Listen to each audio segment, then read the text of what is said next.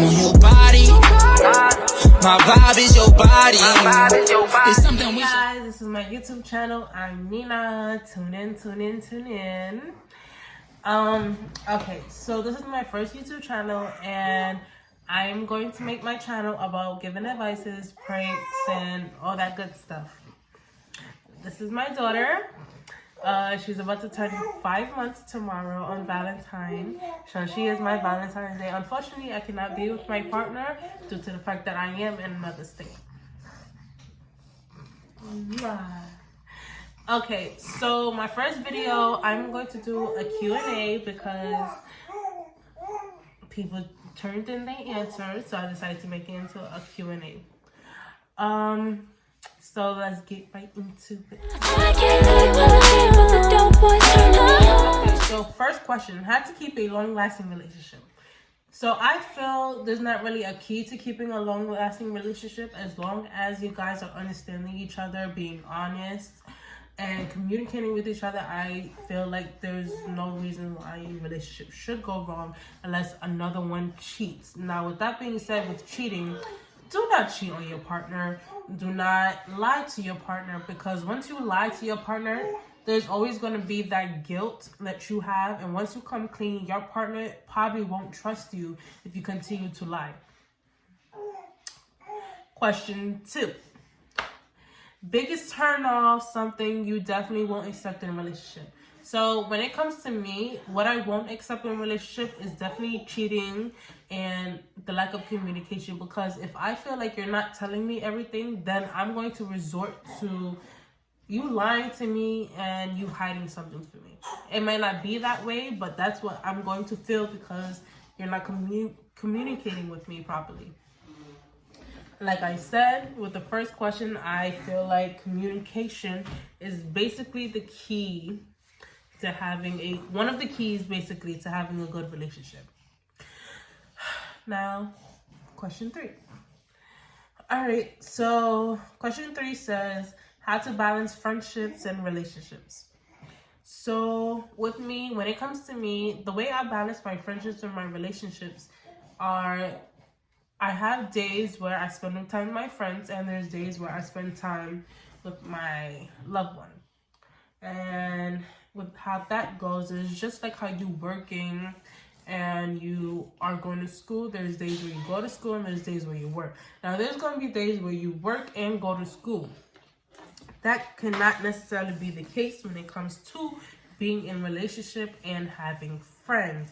Now you could do it that way. You could see your friends half of the day and then go see your man the half of the day, or your woman half of the day. But trust me, you're not going to feel comfortable leaving your loved one to go see any friend. So you need to make time to see everyone equally.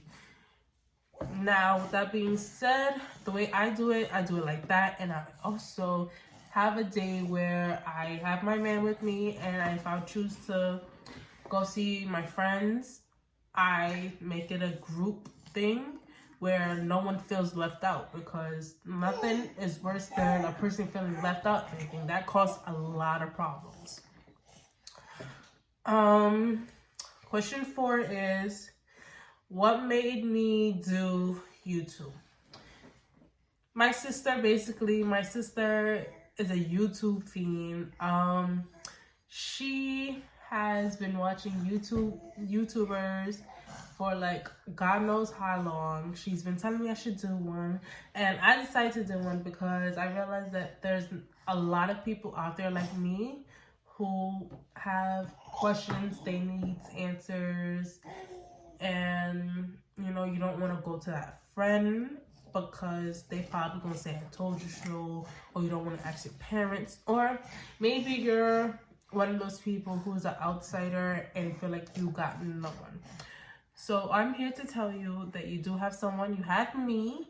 You can inbox me. You can email me. I will be putting my information on the description list, so you guys can email me, text me, and all of that. because I do know what it feels like to be lonely and have no one to talk to. So I am here to tell you guys that you guys have me to talk to. All right, next question is it hard being a mother? For me, I wouldn't say it's hard being a mother. I feel like the difficult decisions that I have been making lately is, who do I leave my child with when I have to go to work? Now, there'll be days where her father will be able to take her, and I am grateful that, you know, he is a part of her life, that he does help me out. I know there's a lot of men out there who doesn't help the mother of their child out. You know, they act like they don't have a child in the world. And I really feel sad for those mothers that have to go through that. I feel sorry for those mothers that they feel abused in every which way. So I would say for me, being a mother is not hard. I think the difficult decisions that you have to make in your child's life make being a mother hard. Like for me, it's basically like choosing a formula, you know, because there'll be formulas that, you know, could harm your child. Like if your child is lactose intolerant and you don't know, that could harm your child. Not as in, you know, death or anything, but it still harms your child's stomach, you know. With me, I feel like being a mom is just like being in school for me, because you gotta learn, you gotta understand, you gotta deal with the consequences of your actions, you know. When I became a mother, I was really nervous due to the fact that, you know, it was my first child. I didn't know if I was going to be a good mom. I even told the father of my child, you know, I started crying and saying, wasn't sure if I was going to be a good mother due to the fact that I had never had a kid before that. But then I became a mother and I really love it. Like, being a mom is the best thing that I could have done, besides having my degrees. So I feel like being a mother takes effort. It takes, just like being in school, it takes concentration, because one wrong move and it's either, you know, you scarring your child for life, or, you know, you could harm your child. Now, for those people who have postpartum, I know what it feels like, because I was kind of there. I felt like no one was on my side. I felt alone and everything, and my partner was constantly telling me, you know, I'm not alone. You're gonna feel like this because there's certain people that just go through it. And one of the things that hit me the most is when I did feel alone, because at that time, you know, my mom was in a different country. She wasn't with me, and I had to take care of my child along with my little sister. Now, I wouldn't say it was easy. And on top of that, I was also doing my school. So it was just a lot on my plate at that time. Now, I am grateful, you know, being a mom. It did teach me a lot of things. It taught me how to multitask more. How, you know, if you feel that one thing, never let that, you know, hurt you. Basically, yeah, it's going to hurt in that moment, but never let it discourage you of going forward on what you really want. So I think being a mom is the best thing I could have done, you know, because growing up, you know, there's a lot of things that my mom did where I felt like it wasn't meant for me. So now that, you know, I get a chance to redo, I feel like the mistakes that my mom made, I feel like I could learn from her mistakes and do it differently with my child, you know? Next question. Do you ever wish you could start over after high school? No, not really. I feel like I wish that I could start off certain friendships over. You know, there were a lot of friendships that has been lost since high school, but I don't wish I could start over, because a lot of friendships that I have lost, I thank God that I did lose it due to the fact that it was very toxic and dramatic.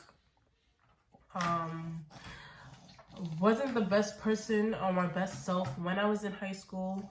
You know, there's a lot of problems that I have gotten myself into. But I thank God, since I have left high school, you know, things changed. So since I became a different person once I entered college, I guess a lot of friendship died.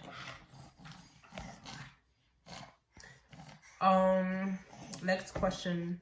Are you continuing your education? Yes, I am continuing my education. I feel like there's a lot for me to learn.